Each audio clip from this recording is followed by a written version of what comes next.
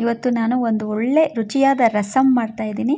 ಬಾಯಿ ಕೆಟ್ಟಿರೋರ್ಗಂತೂ ತುಂಬಾ ಸೂಪರಾಗಿರುತ್ತೆ ಮತ್ತು ಫುಡ್ ಡೈಜೆಷನ್ ಆಗದೇ ಇರೋರ್ಗಂತೂ ತುಂಬ ಚೆನ್ನಾಗಿ ಕೆಲಸ ಮಾಡುತ್ತೆ. ಬನ್ನಿ ಹೇಗೆ ಮಾಡೋದು ಅಂತ ನೋಡೋಣ. ಮೊದಲಿಗೆ ಇಲ್ಲಿ ನಾನು ಒಂದು ಮಿಕ್ಸಿ ಜಾರ್ ತಗೊಂಡು ಒಂದು 5ರಿಂದ 6 ಟೊಮೆಟೊ ಹಚ್ಚಿಟ್ಕೊಂಡು ಹಾಕೋತಾ ಇದ್ದೀನಿ. ನೋಡಿ, ನಾನಿಲ್ಲಿ ಸ್ವಲ್ಪ ರಸಮ್ ಹೆಚ್ಚಾಗಿ ಮಾಡ್ತಾಯಿದ್ದೀನಿ. ನಿಮ್ಗೆ ಎಷ್ಟು ಬೇಕೋ ಅಷ್ಟು ನೋಡಿ ಮಾಡ್ಕೊಳ್ಳಿ. ನೋಡಿ, ನಾನು ಒಂದು 5ರಿಂದ 6 ಹಾಕ್ಕೊಂಡಿದ್ದೀನಿ.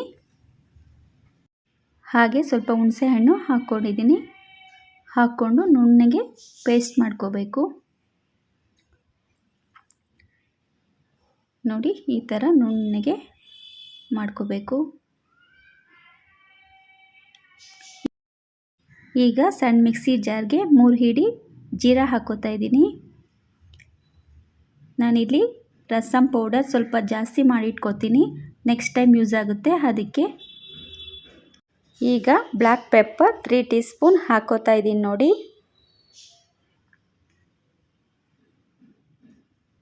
ಹಾಕ್ಕೊಂಡು ನುಣ್ಣಗೆ ಪೌಡರ್ ಮಾಡಿಟ್ಕೊಳ್ಳಿ.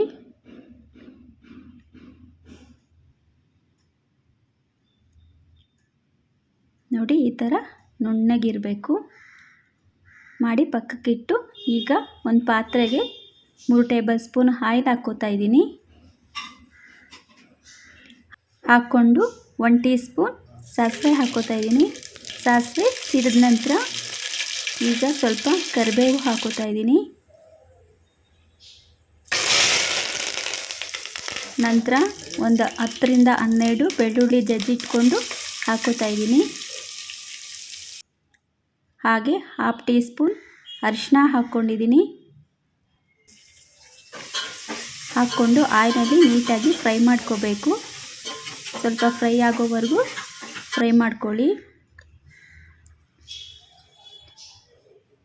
ಈಗ 1/4 ಟೀ ಸ್ಪೂನ್ ಹಿಂಗು ಹಾಕ್ಕೋತಾ ಇದ್ದೀನಿ.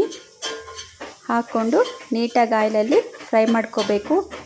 ಹಿಂಗು ಹಾಕೋದ್ರಿಂದ ರಸ ತುಂಬಾ ಚೆನ್ನಾಗಿರುತ್ತೆ, ಹಾಗೆ ಡೈಜೆಷನ್ ಚೆನ್ನಾಗಾಗುತ್ತೆ.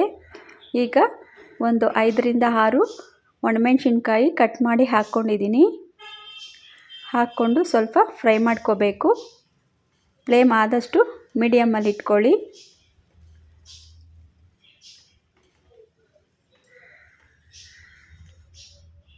ಫ್ರೈ ಮಾಡಿದ ನಂತರ ರುಬ್ಬಿಟ್ಕೊಂಡಿದ್ದೀವಲ್ಲ ಟೊಮೆಟೊ ಮತ್ತು ಹುಣಸೆಹಣ್ಣಿನ ಪೇಸ್ಟು ಹಾಕ್ಕೋತಾ ಇದ್ದೀನಿ.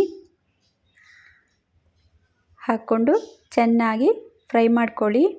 ಹಸಿ ವಾಸನೆ ಹೋಗೋವರೆಗೂ ಫ್ರೈ ಮಾಡ್ಕೊಳ್ಳಿ. ಈಗ ರಸಮ್ಗೆ ಎಷ್ಟು ಬೇಕೋ ಅಷ್ಟು ಮಾತ್ರ ನೀರು ಹಾಕ್ಕೋತಾ ಇದ್ದೀನಿ.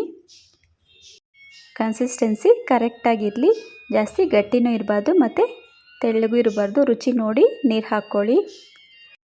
ಚೆನ್ನಾಗಿ ಮಿಕ್ಸ್ ಮಾಡಿ ರಸಮ್ ಬಾಯ್ಲ್ ಆಗೋವರೆಗೂ ವೆಯ್ಟ್ ಮಾಡಿ. ಈಗ ರುಚಿಗೆ ತಕ್ಕಷ್ಟು ಉಪ್ಪು ಹಾಕ್ಕೋತಾ ಇದ್ದೀನಿ. ಹಾಕ್ಕೊಂಡು ಚೆನ್ನಾಗಿ ಮಿಕ್ಸ್ ಮಾಡ್ಕೋಬೇಕು. ಈಗ ಒಂದು ಪ್ಲೇಟ್ ಮುಚ್ಚಿ ರಸಮ್ ಕುದಿಯೋವರೆಗೂ 10 ಮಿನಿಟ್ಸ್ ವೆಯ್ಟ್ ಮಾಡಬೇಕು. ನೋಡಿ, ಕುದಿಯೋದಕ್ಕೆ ಸ್ಟಾರ್ಟ್ ಆಗಿದೆ. ಈಗ ತಿರುಗಿಕೊಡಿ. ನೆಗಡಿ ಮತ್ತು ಕಫ ಆಗಿರೋರ್ಗಂತೂ ಈ ರಸಮ್ ತುಂಬಾ ಒಳ್ಳೆಯದು. ಬೇಕಾದರೆ ಒಂದು ಸರಿ ಮಾಡಿ ಟೇಸ್ಟ್ ಮಾಡಿ ನೋಡಿ.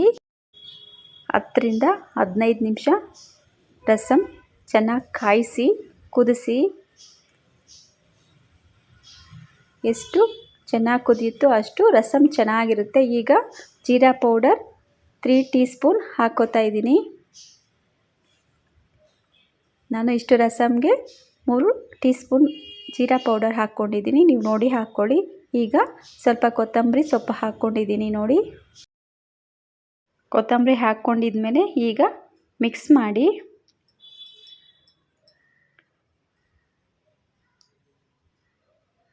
ರಸಮ್ ಬಾಯ್ಲ್ ಮಾಡಿದ ನಂತರ ಒಂದು ಸರಿ ಟೇಸ್ಟ್ ಮಾಡಿ ನೋಡಿ.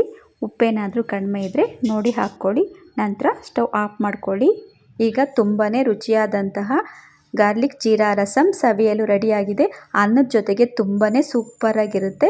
ಫ್ರೆಂಡ್ಸ್, ನಿಮಗೆ ಈ ರಸಮ್ ರೆಸಿಪಿ ಇಷ್ಟ ಆದರೆ ಪ್ಲೀಸ್ ಲೈಕ್ ಮಾಡಿ, ಶೇರ್ ಮಾಡಿ, ಹಾಗೆ ಕಮೆಂಟ್ ಮಾಡಿ.